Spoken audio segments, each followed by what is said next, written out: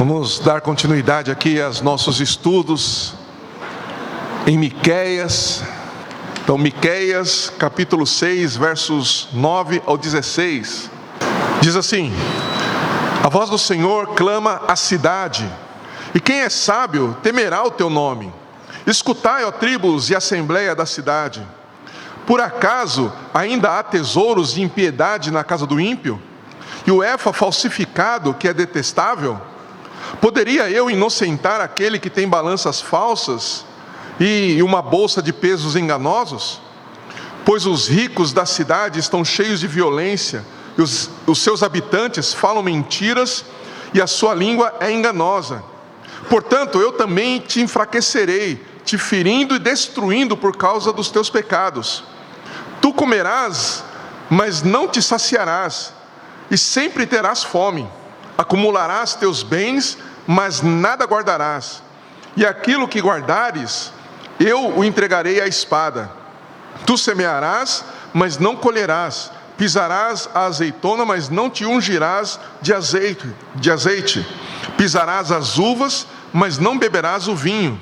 Porque tendes obedecido aos estatutos de Onre e a todas as obras da casa de Acabe, e andais nos conselhos deles. Portanto, farei de vós uma ruína e dos vossos habitantes um desprezo. Assim trareis sobre vós a vergonha do meu povo. Amém. Vamos orar. Senhor Deus bendito, nós te louvamos e te agradecemos por tua presença em nosso meio, e te agradecemos pela tua palavra. E por isso pedimos que nesse instante que vamos meditar nela, que o teu Santo Espírito abra o nosso entendimento, ilumine as nossas mentes e quebrante o nosso coração, moldando-nos segundo a tua palavra, segundo a tua vontade. Que o Senhor fale conosco e que saiamos daqui verdadeiramente transformados. É o que nós te pedimos em nome de Jesus. Amém. Muito bem. Todos nós, né? Pelo menos a maioria aqui, vive numa grande cidade, né? E viver numa grande cidade sempre é muito desafiador, não é verdade? Pensando na cidade de São Paulo, né, tem muita coisa acontecendo o tempo todo e ao mesmo tempo, né? E por causa disso a gente é empurrado, principalmente quando você está no metrô, no trem, né, na linha vermelha ali, né, e vai descendo o braço. Às vezes você nem quer descer, né, mas você está ali e te empurram, né? A gente é empurrado, a gente é obrigado a viver numa cidade como a nossa. A gente muitas vezes é obrigado a acelerar o ritmo, né? E se a gente não acelerar o ritmo, a gente é atropelado, né? Quem anda de moto, né? O Enzo, quem anda de moto, se ele quiser andar de boa no corredor, ele vai ser atropelado pelos outros motociclistas, né? Porque os caras vêm que vêm, né? Eles não ligam para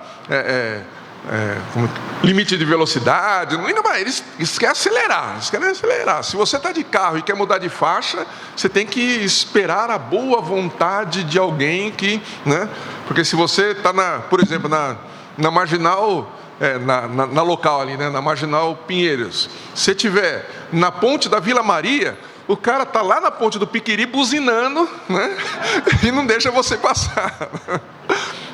Mas o que eu quero dizer é que viver numa grande cidade, a gente está sempre sendo empurrado para acelerar, a gente não consegue parar de jeito nenhum, e a gente sempre está sendo motivado a prestar atenção em tudo que está acontecendo, em todas as demandas, né?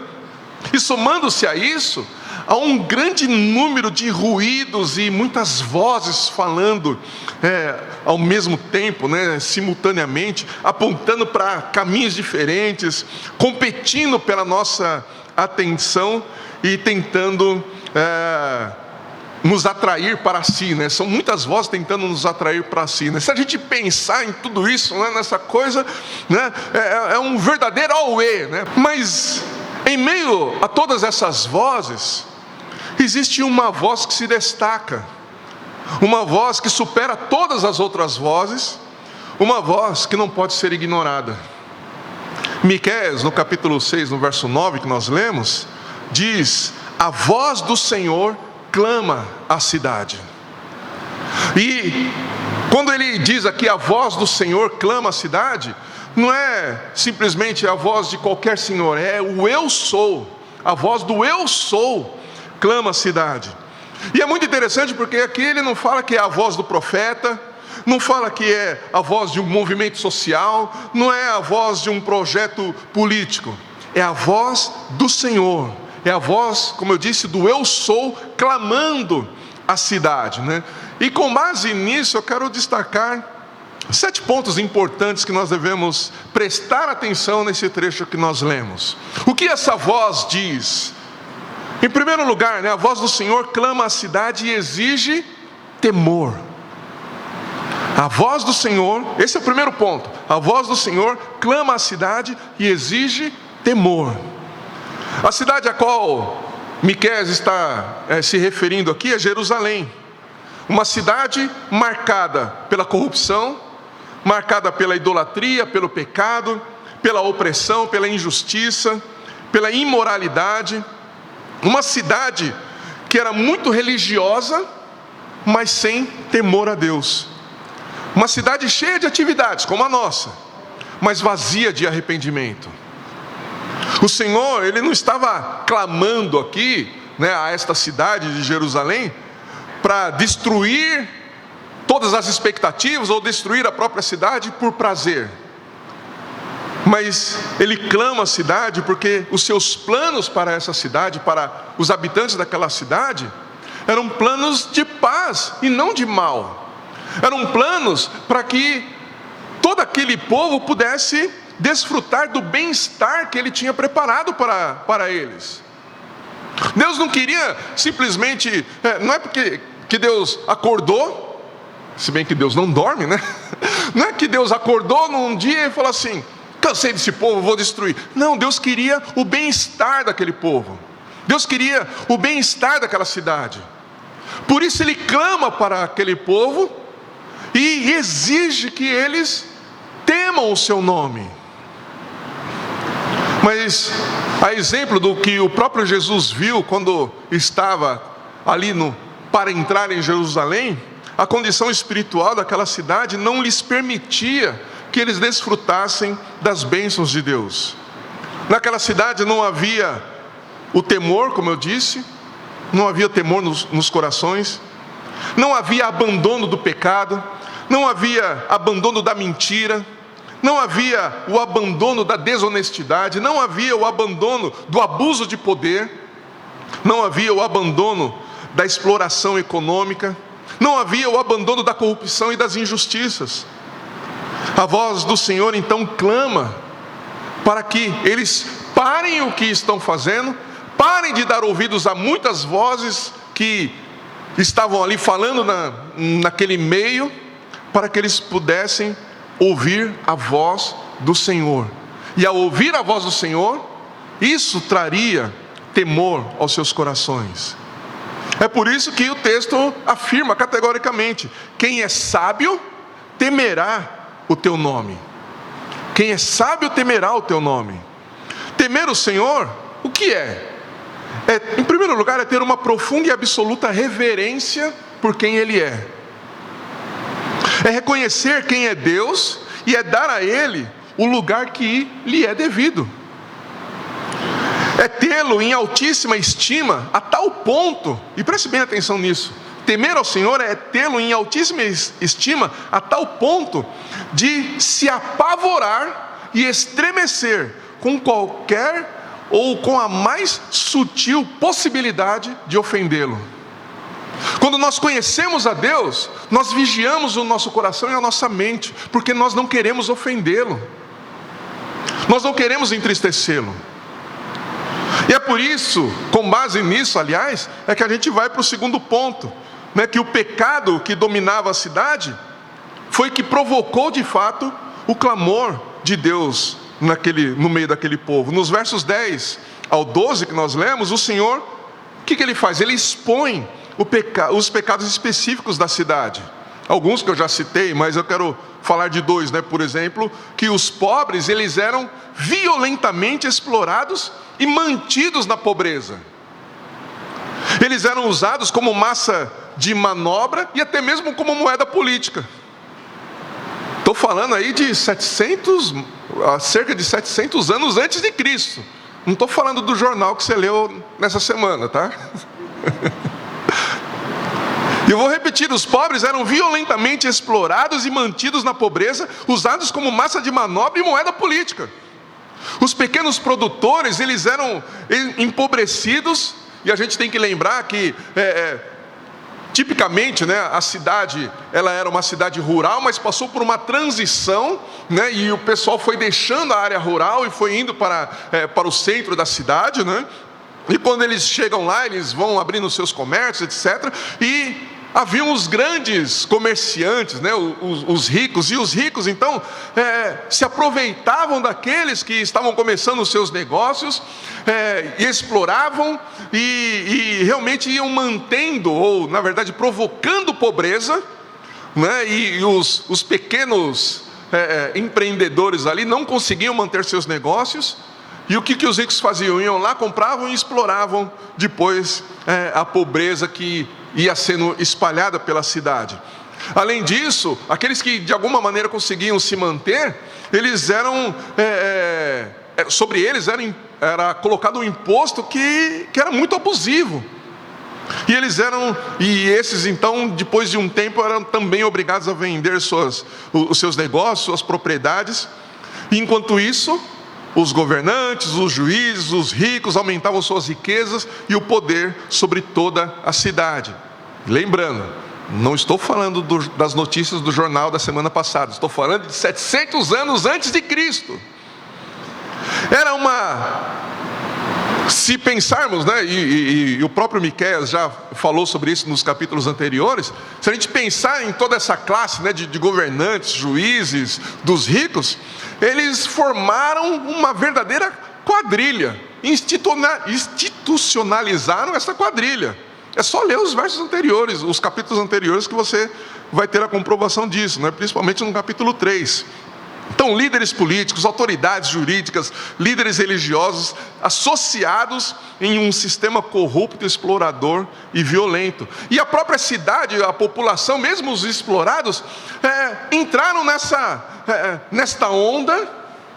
E também era pobre explorando pobre, era gente mentindo à torta e à direita, né? Sem nenhum critério, sem nenhum temor a Deus. E em meio a tudo isso, né, a voz do Senhor atravessa a cidade, denunciando toda essa estrutura de pecado que ia desde os mais ricos, dos mais poderosos, até aos mais pobres e sem nenhum tipo de influência. Esse pecado se estruturou no modo de vida de toda a cidade. Então Deus vem com a sua voz atravessando a cidade e denunciando todo o pecado que eles estavam cometendo, denunciando os pesos desonestos, as medidas fraudulentas, a violência e essa mentira institucionalizada. A cidade inteira havia se tornado culpada, né, diante de Deus.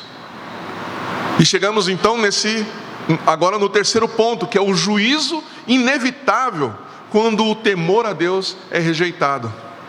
Os versos 13 ao 16 mostra que esse povo, por conta da sua rejeição a Deus e à voz de Deus e ao temor, eles sofreram demais. Talvez por isso que a semelhança de Jonas em Nínive, Deus levanta Miqueias como a sua própria voz para falar com toda a cidade com uma sentença.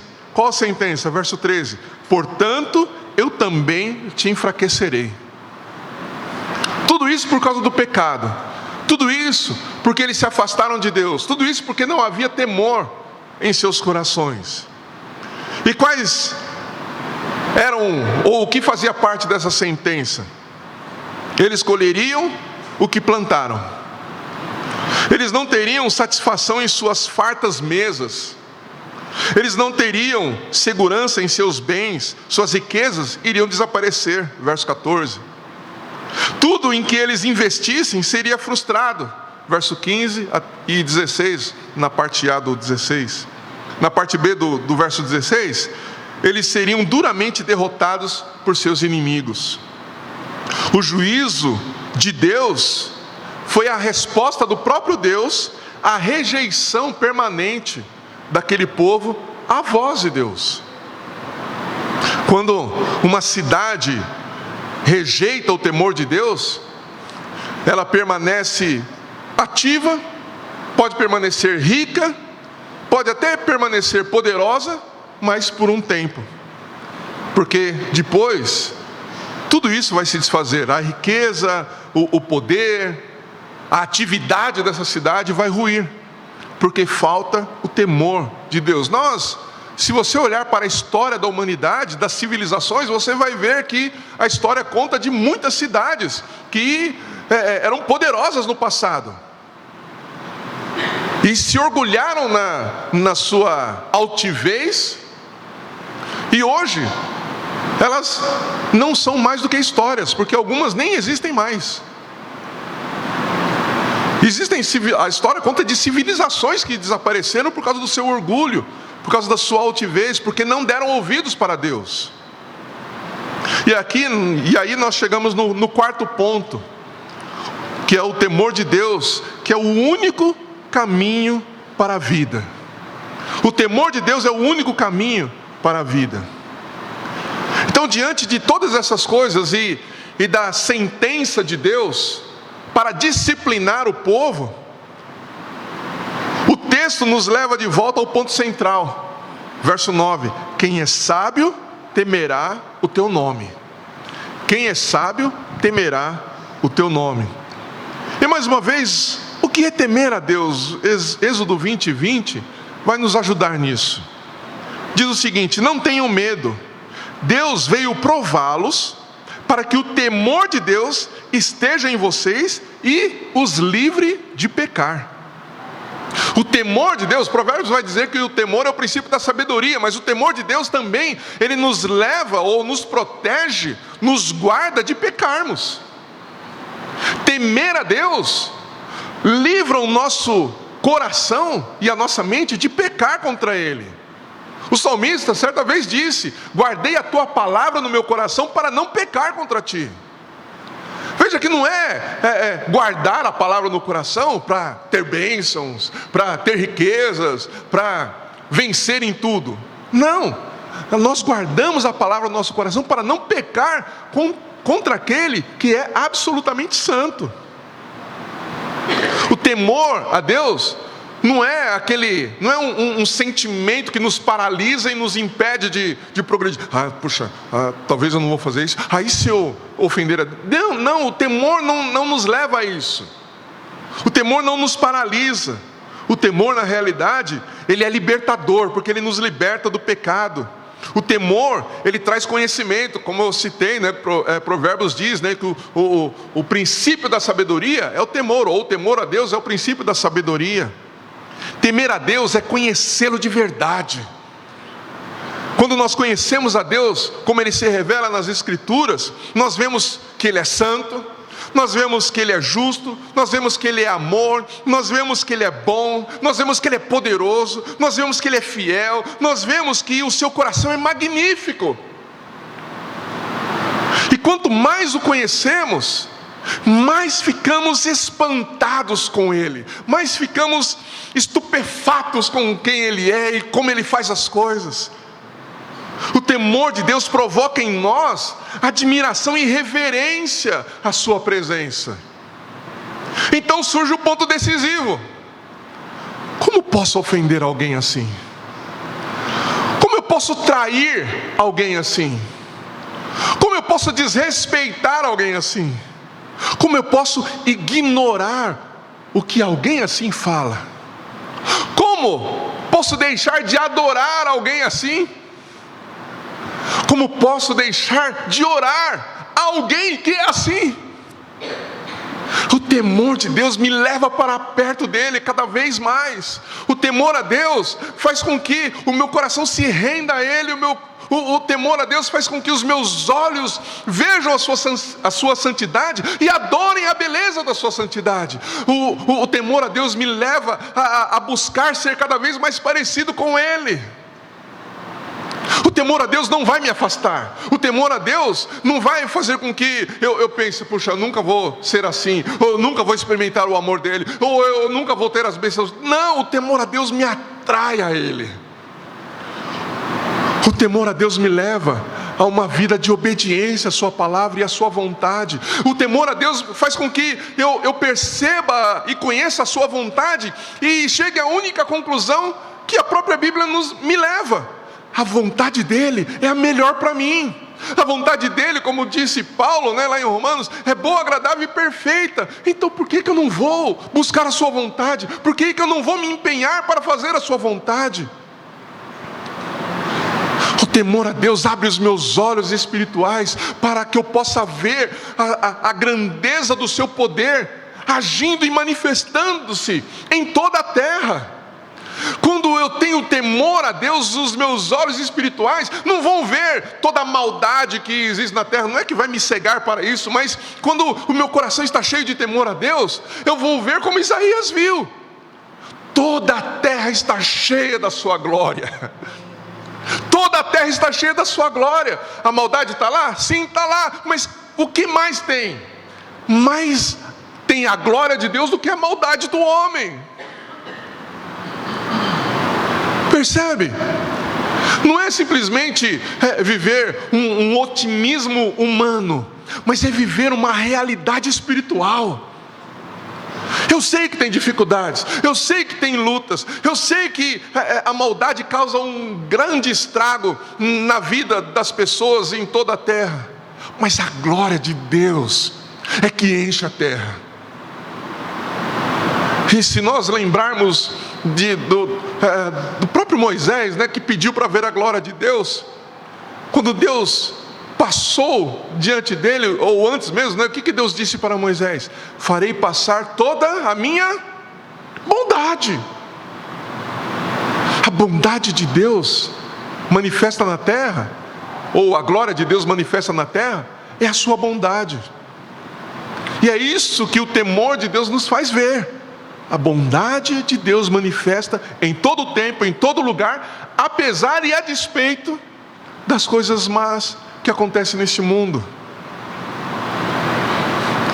Quando o nosso coração está cheio de temor a Deus, como eu disse, nós não podemos ignorar o que Ele diz.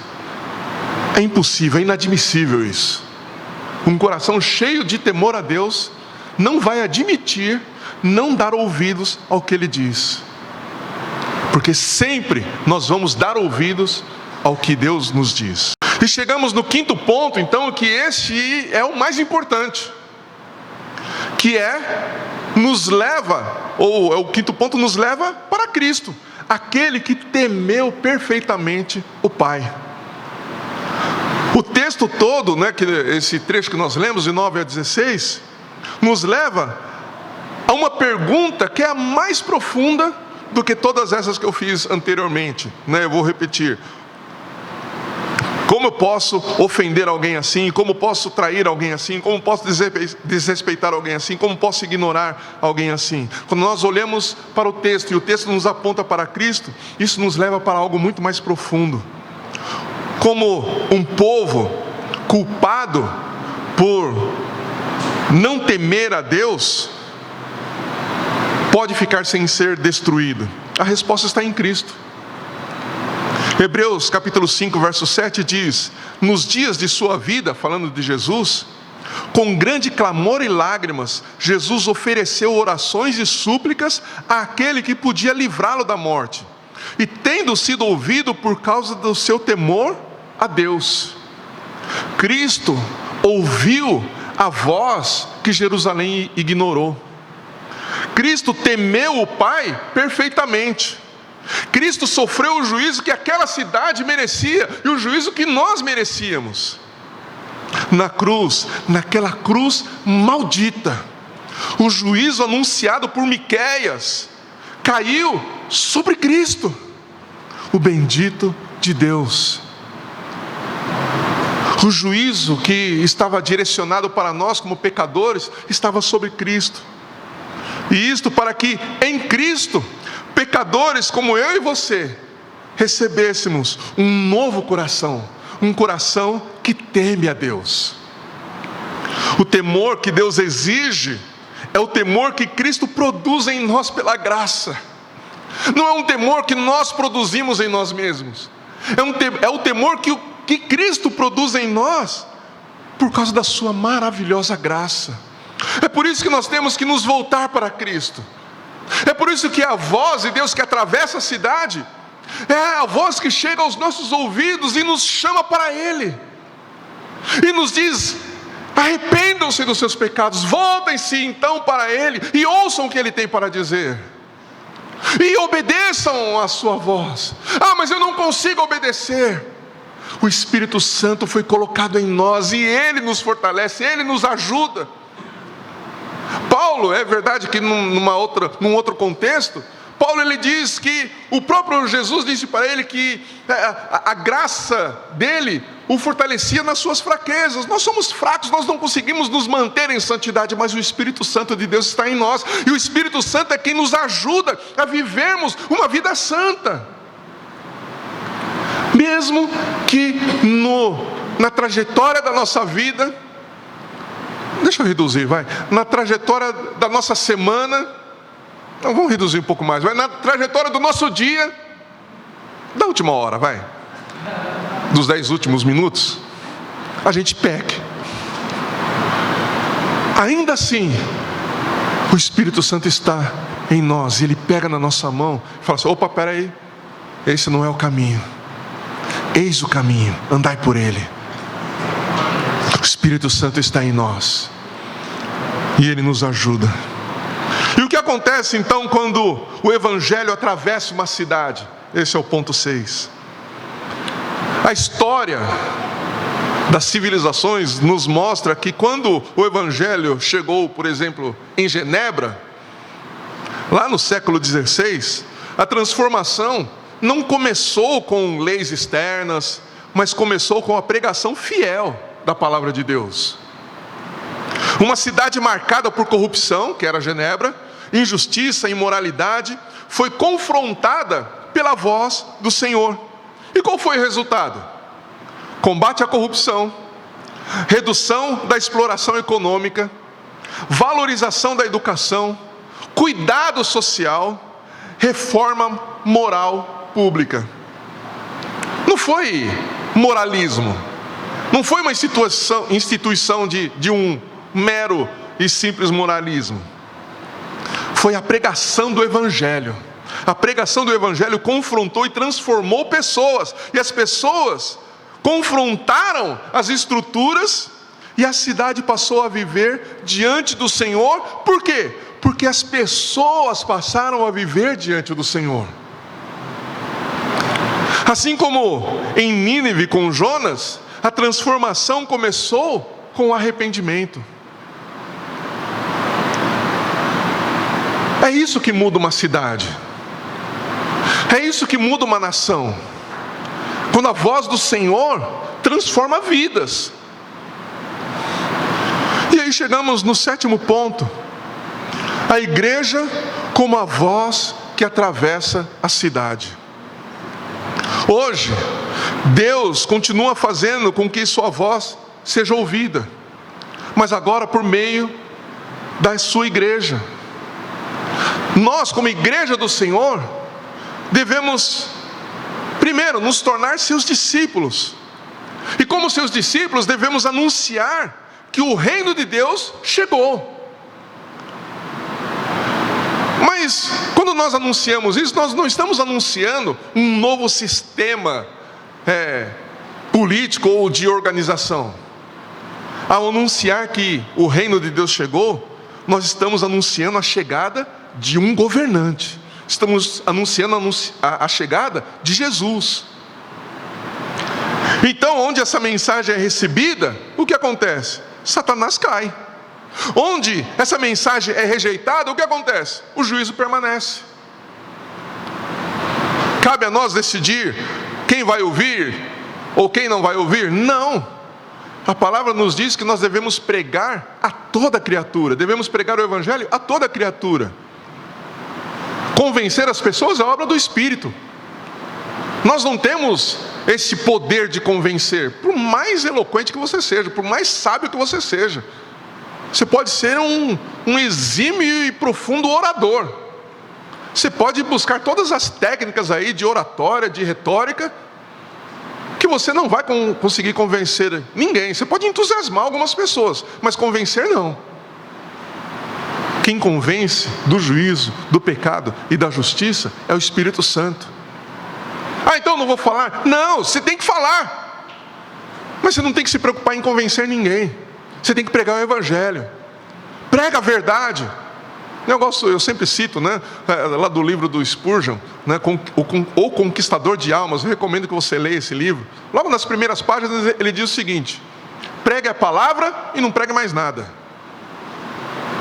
Não tem segredo. Prega a palavra e deixa o Espírito fazer a obra dele.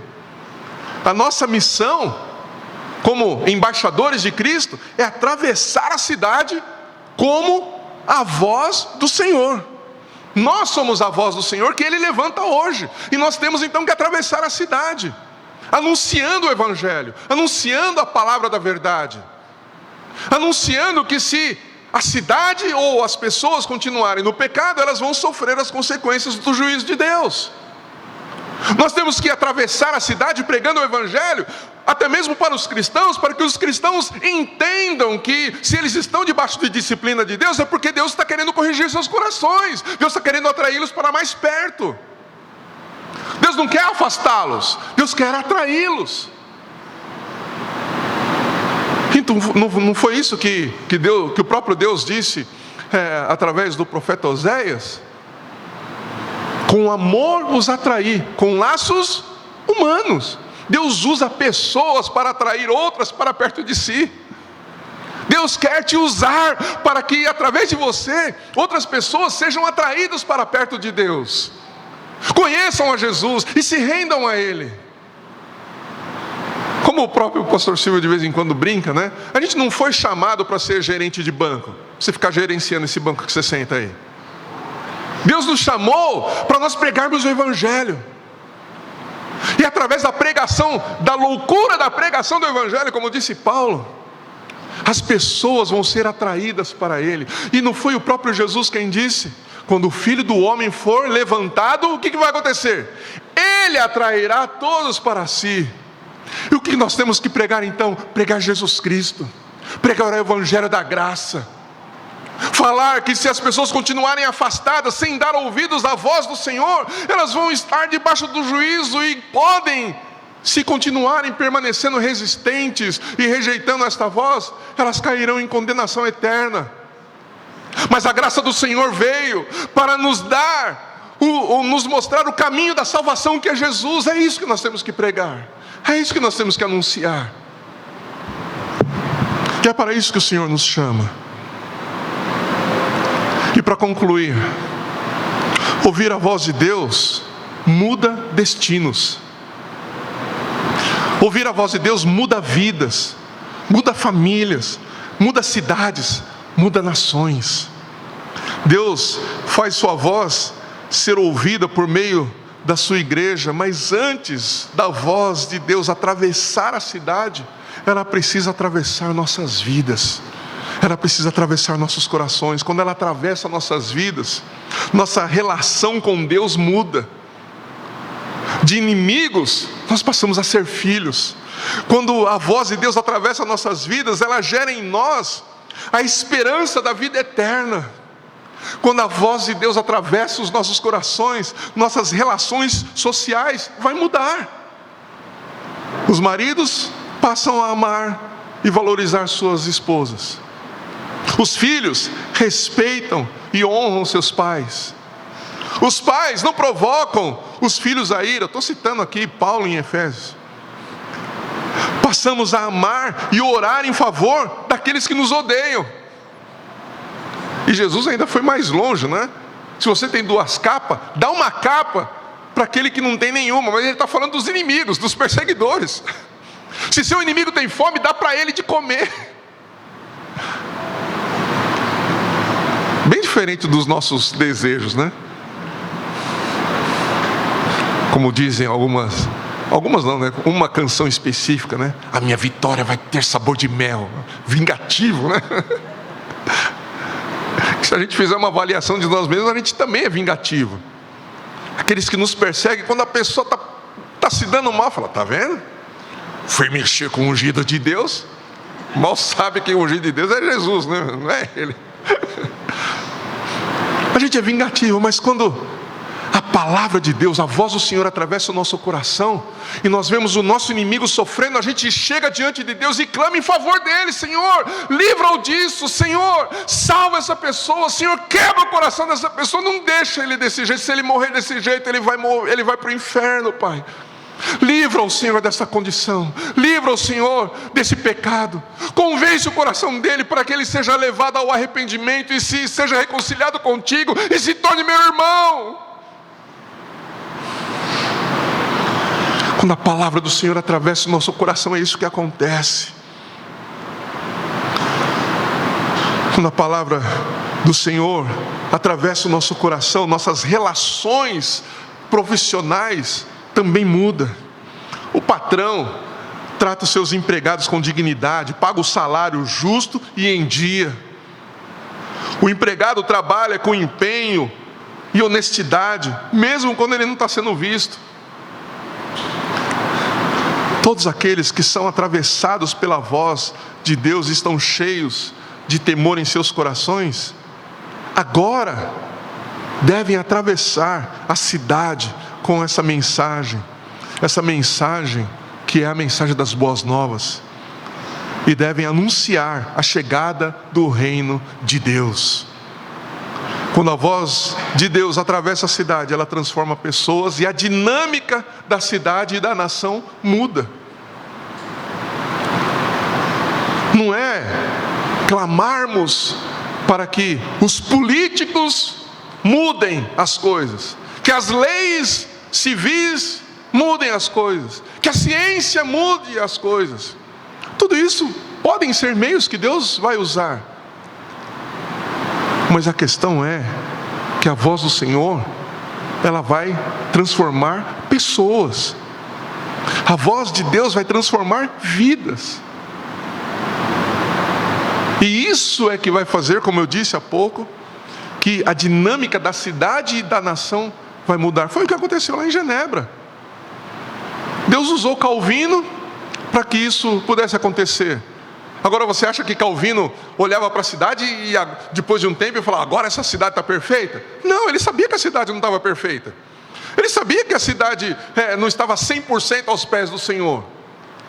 Mas muita coisa tinha mudado ali. A história também conta, né, o pastor Silvio já falou sobre isso aqui, né, de John Wesley, que certa vez passou por uma cidade e depois de um tempo foi um turista, né, naquela cidade. E ele, beleza, estou aqui e tal, né? Um turista que não conhecia Jesus nem nada, mas aí ele se instalou lá no hotel, na pousada, não sei. E aí ele saiu para a cidade e falou, foi ali, foi aqui e tal, né? Achou meio estranho algumas coisas, né? Parou um cidadão lá, ou entrou num estabelecimento e falou assim, por que não tem nenhum barzinho, algum lugar que eu possa tomar uma cerveja, tomar sei lá, um uísque, alguma coisa assim? Aí o dono do estabelecimento falou assim, olha, antigamente até tinha, mas depois que John Wesley passou por aqui, essa cidade mudou. Ele trouxe a palavra do Evangelho, ele trouxe a palavra de Deus e essa cidade mudou. John Wesley assumiu um cargo de prefeito ali na cidade? Não, ele pregou a palavra. Ele simplesmente pregou a palavra, só isso que ele fez. Por isso, o chamado de Deus para nós, hoje, é que, e eu reforço isso, que nós atravessemos a cidade, como uma única voz, a voz do Senhor, que vai superar todas as outras vozes, e que, na pregação do Evangelho, a cidade ouça o clamor de Deus para toda criatura: temam ao Senhor. Temam ao Senhor. Temam ao Senhor. Que o Senhor possa usar as nossas vidas. Que o Senhor possa nos levantar Enquanto a sociedade e a política humana, né, tenta nos fazer reclusos. Em que sentido? Olha, você pode exercer sua fé, mas lá no seu cantinho, quando você estiver lá nas quatro paredes, lá, não vem falar da sua fé em público. É isso que as políticas de hoje, as ideologias de hoje querem impor. Você pode exercer sua fé, mas não em público. A palavra de Deus diz ao contrário. A palavra de Deus diz que nós devemos expressar publicamente a nossa fé. Nós devemos anunciar o Evangelho publicamente. E o que as pessoas devem ouvir? Arrependei-vos, porque é chegado a vós o reino de Deus. Amém? Foi isso que Miqueias fez. Miqueias, ele apontou os problemas e o pecado daquele povo? Sim. Mas a voz do Senhor tinha como propósito quebrantar corações. A voz do Senhor tinha como propósito fazer com que as pessoas temessem a Deus, para que pudessem então, a partir disso, desfrutar das bênçãos de Deus e pudessem ser transformadas, como aconteceu em Nínive. Nós vamos continuar estudando Miqueias. Nós vamos ver que naquele momento aquele povo não deu ouvidos à voz do Senhor. Mas lá na frente, depois, a gente vê que há uma mudança. Bem lá na frente, inclusive. Mas nós precisamos ser esta voz que o Senhor levanta. E só para terminar, algo que eu lembrei aqui. Se você ler novamente, né, os 5 capítulos anteriores, uma das coisas que você vai perceber é que a voz do Senhor, né, primeiro que o ponto central de Miqueias é ouvir. Você vai ver essa palavra aí em vários versículos chaves, né, em pelo menos 3 que mostram 3 fases da profecia de Miqueias. Então é ouvir. E você vai perceber que a voz do Senhor, ou o ouvir a voz do Senhor, em toda a profecia, ou todo o ministério profético de Miqueias, mostra que Deus falava em todas as áreas, para todas as pessoas de todas as classes. E basta também nós olharmos os contemporâneos de Miqueias. Nós vamos ter o próprio Daniel, que é um pouquinho mais à frente, mas nós vamos ter Isaías, vamos ter Jeremias, e cada um está num ponto da nação. Isaías, por exemplo, ele tem acesso aos nobres. Jeremias está entre os exilados. Daniel também está ali entre os outros exilados, mas em outra região. Miqueias, ele está aqui no meio do povo rural, mas ele fala com o povo do norte como do sul.